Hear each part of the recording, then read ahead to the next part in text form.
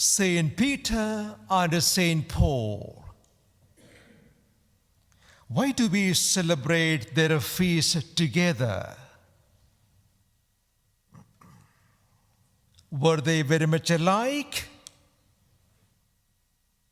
In fact, how different were they? When you think of their backgrounds, their character and caliber, and their temperament. Peter, an ordinary fisherman from Bethsaida in Galilee, and Paul, an educated Pharisee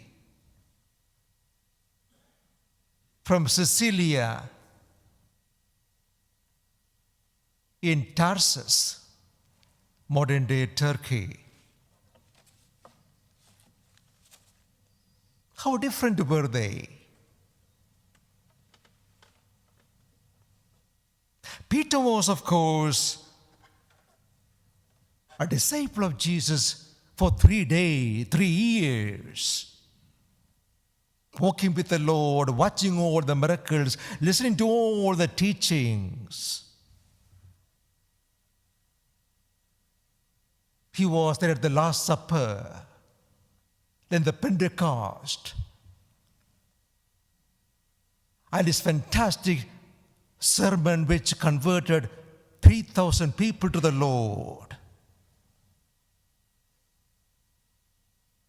But Peter was very impulsive and volatile, always saying the wrong thing at the wrong place.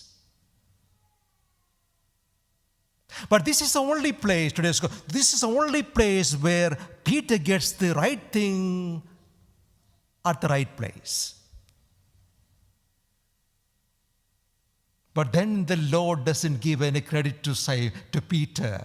The Lord says, Simon, you got that from heaven. You didn't get that from any book or from anybody else. You got that from heaven.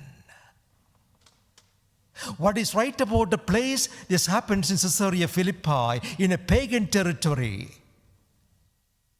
with all the pagan gods there, and people worshiping the pagan gods. The question to the disciples, who do you say I am? And Peter gives the right answer, the confession of faith. And the Lord says, on this confession of faith, I will build my church. What about Paul? He was never a disciple of Jesus. On the contrary, he was persecuting the church. That he was on the way to Damascus to capture the Christians and to kill them. And he was party to the murder of Stephen. What a grave crime. And there one day, all of a sudden, in a few moments, this man is converted. A vision of Christ, and his life is completely turned around. And he would write more than half of the New Testament. Now, what is special about Peter and Paul? Nothing really. When you put them together and look at them, you see nothing special about them. What is special was the Lord could work in them both in spite of their failures and shortcomings and even a big crime.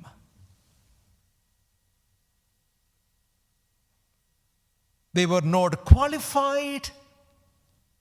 But the Lord chose them and made them qualified for His purpose. And note this too. Even though Peter was for 3 years a disciple of Jesus, he made the right profession of faith. He got the wedding right there. Walked with the Lord. Watched those miracles at the last of everything. Okay, the Peter had that kind of wonderful experience with the Lord.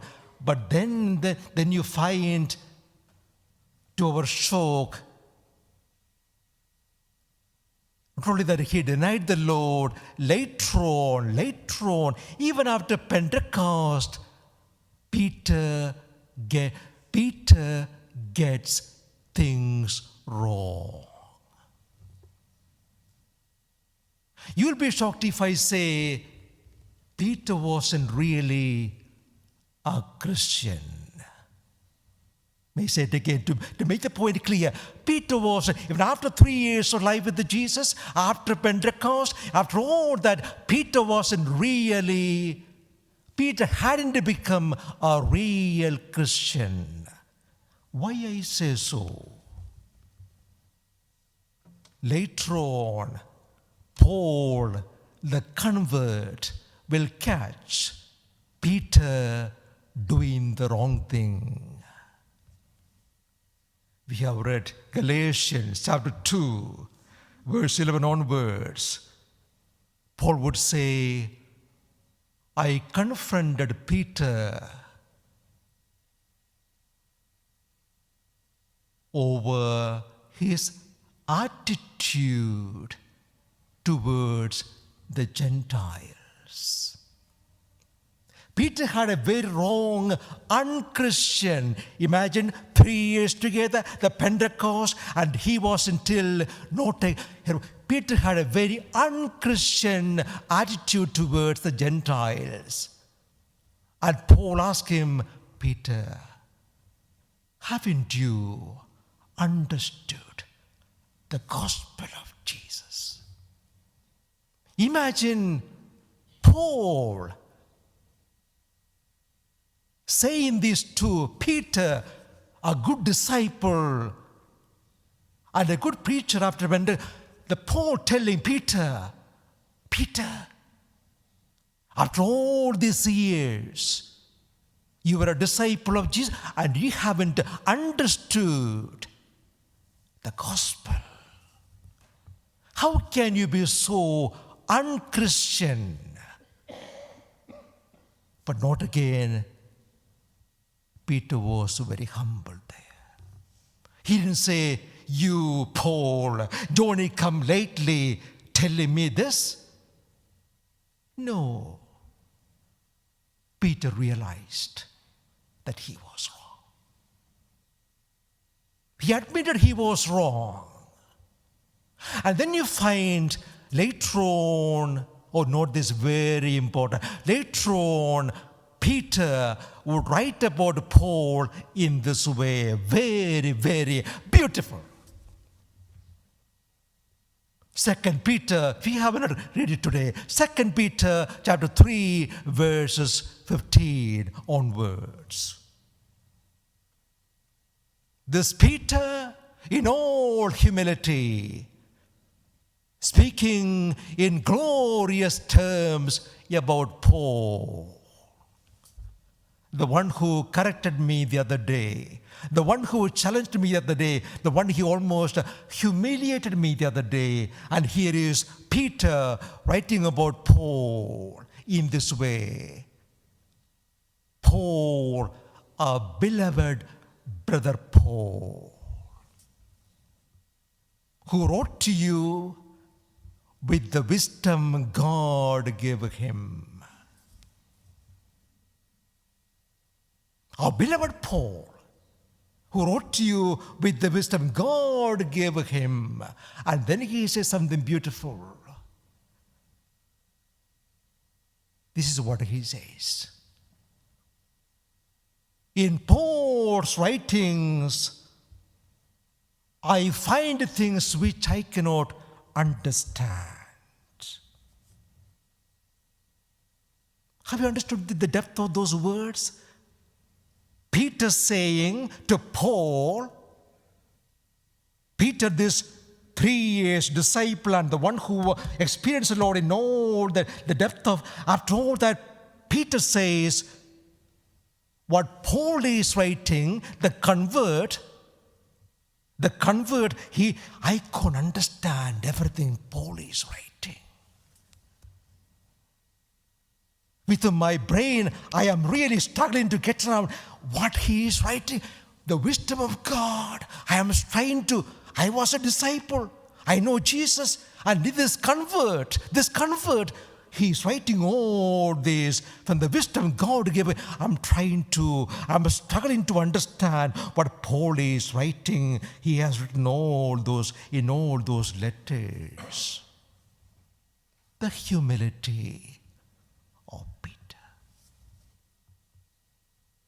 And his magnanimity. Oh, here is this Paul. I got it wrong, and he has put me right. And what he's writing.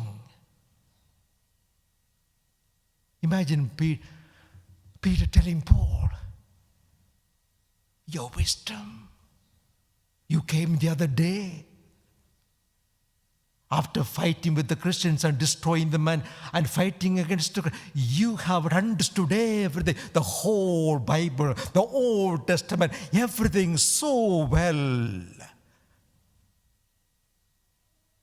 With one experience of the risen Lord, you got everything right. And even today, I am struggling to understand the message I got from Jesus, and you got everything right. You got everything right, Paul.